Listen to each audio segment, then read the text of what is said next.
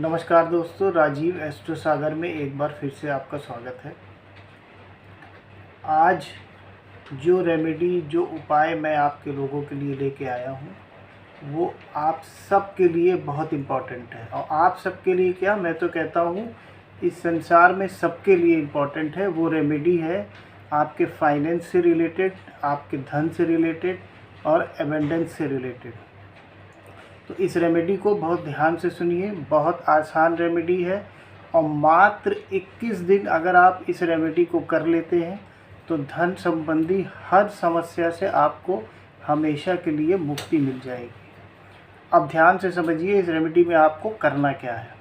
जिन लोगों को अपने चार्ट्स पता है वो भी इस रेमेडी को कर सकते हैं। जिनको अपने चार्ट्स के बारे में नहीं मालूम है वो भी इस रेमेडी को कर सकते हैं। इस रेमेडी में कोई ये ज़रूरी नहीं है कि आपको अपनी कुंडली के बारे में पता हो या ना पता हो।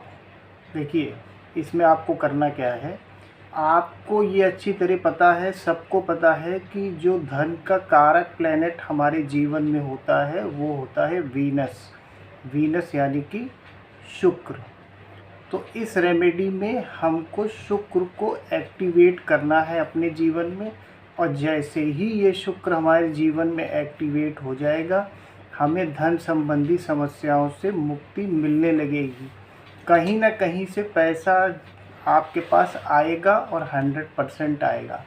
अब देखिए इस रेमेडी में क्या करना है। इस रेमेडी में आपको एक गुलाब के इत्र की बोतल लेनी है। छोटी सी बोतल आती है जिसको गुलाब इत्र कहते हैं। किसी भी पूजा की दुकान पे आपको मिल जाएगी। उस इत्र को आप ले आइए, किसी भी दिन लाइए, किसी भी समय लाइए, इसकी कोई बाउंडेशन नहीं है। ये मैं इसलिए बता रहा हूँ कि बाद में कमेंट्स में क्वेश्चन आते हैं किस दिन लाएं, किस समय लाएं। तो किसी भी समय ले आइए, उसको ला के अपने पास रख लीजिए। अब आपको क्या करना है। अब आपको रात में जब आप अपने सारे काम कंप्लीट कर लेते हैं, सब कुछ आप कर चुकते हैं, अब ये होता है कि भाई अब मुझे सोना है। आप बेड पे पहुंच गए और फाइनली ये है कि अब कुछ नहीं करना है, अब सो जाना है। उस समय में आपको इस इत्र की बोतल को खोलना है और यहीं से ये रेमेडी स्टार्ट होती है। अब आपको बहुत सिंपली अपनी दोनों नॉस्ट्रल्स को चेक करना है। लेफ़्ट नॉस्ट्रल को चेक करिए और राइट नॉस्ट्रल को चेक करिए। इस तरह से हाथ लगा के चेक करिए और देखिए किस में से ज़्यादा एयर का फ्लो बाहर आ रहा है।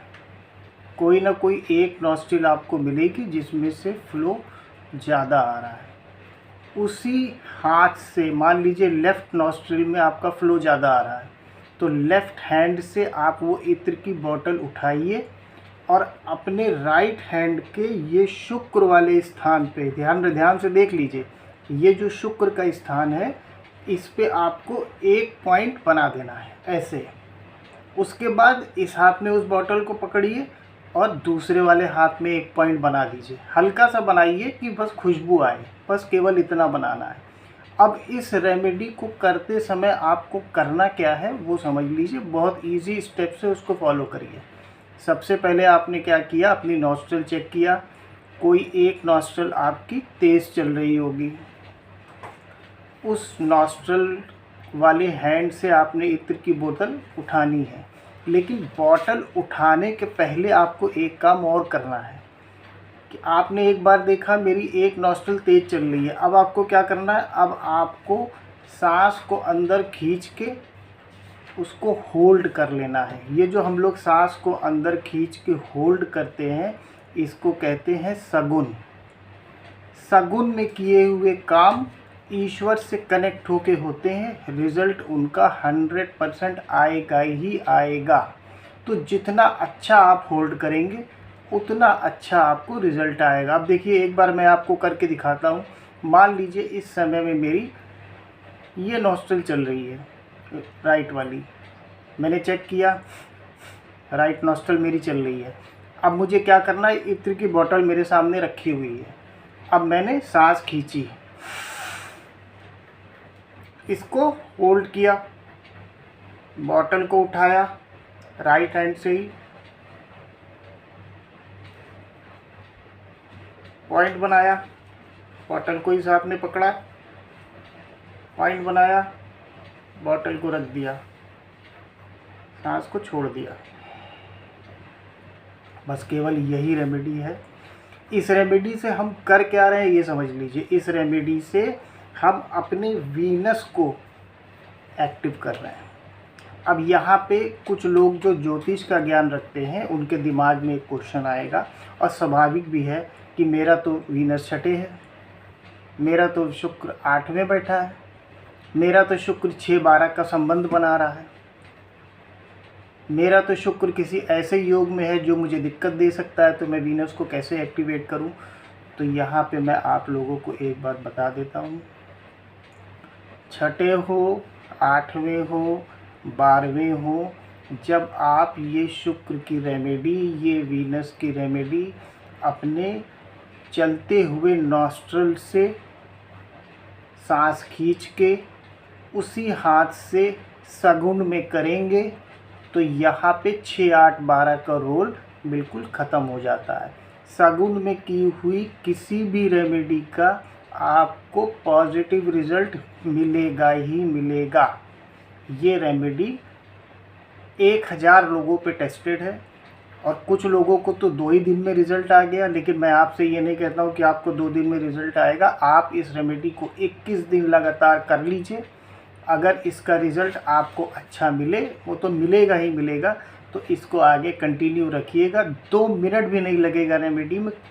फिर से एक बार बता रहा हूँ, इत्र की बोतल ला के रखा, जो नॉस्ट्रिल चल रहा है उसी हैंड से बॉटल को उठानी है। किस अवस्था में उठानी है? सांस को पूरा खींच के, रोक के, होल्ड करके, और उसी स्थिति में 5 सेकंड भी नहीं लगेंगे आपको। जो नॉस्ट्रिल चल रहा है उसी हाथ से दूसरे हाथ में एक पॉइंट बना दिया, बॉटल को दूसरे हाथ में लिया, फिर पहले वाले हाथ में एक पॉइंट बना दिया, बॉटल रखा, सांस को रिलीज़ कर दिया। बस केवल इतना काम अगर आप कर लेते हैं। अब यहाँ पे क्या आपको सावधानियाँ रखनी है जिससे आपको रिज़ल्ट बेहतर मिले? वो सावधानियाँ ये रखनी है कि जब आप सांस को होल्ड कर रहे हैं तो इस बात का विशेष ध्यान रखिएगा कि वो प्रॉपरली होल्ड हो जाए। 5 सेकंड तो हर व्यक्ति आराम से होल्ड कर सकता है। होल्ड करने का क्या मतलब है? कि ये मैंने सांस को होल्ड करके रखा हुआ है। अब इस होल्ड की हुई सांस में ही सारा काम कर लेना है आपको। 5 सेकंड लगेंगे, ठीक है। अब यहाँ पे एक बात और बता देता हूँ।